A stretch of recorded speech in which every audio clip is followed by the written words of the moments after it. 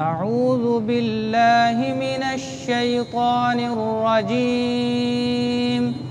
بسم الله الرحمن الرحيم.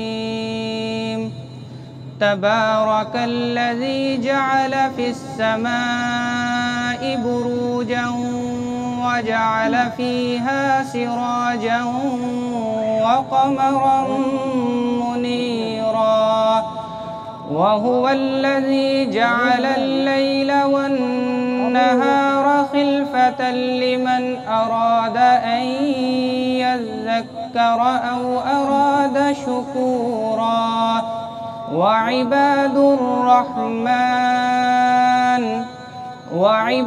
الرحمن الذين يمشون على الأرض هونا وإذا خاطبهم الجاهلون قالوا سلاما، والذين يبيتون لربهم سجدا وقياما، والذين يقولون ربنا اصرف عنا عذاب جهنم إن عذابها كان غراما إنها ساءت مستقرا ومقاما. والذين إذا أنفقوا لم يسرفوا ولم يقتروا وكان بين ذلك قواما.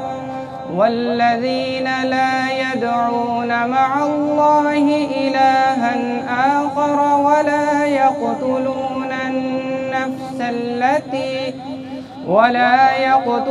النفس التي حرم الله إلا بالحق ولا يزنون، ومن يفعل ذلك يلقى أثاما يضاعف له العذاب يوم القيامة ويخلد فيه مهانا إلا من تاب وآمن وعمل عملا صالحا فأولئك يبدل الله سيئاتهم حسنات وكان الله غفورا رحيما.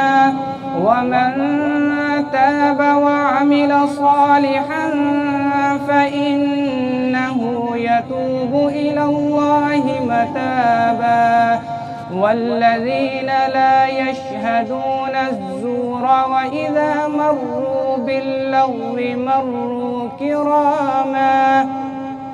والذين إذا ذكروا بآيات ربهم لم يخروا عليها صما وعميانا.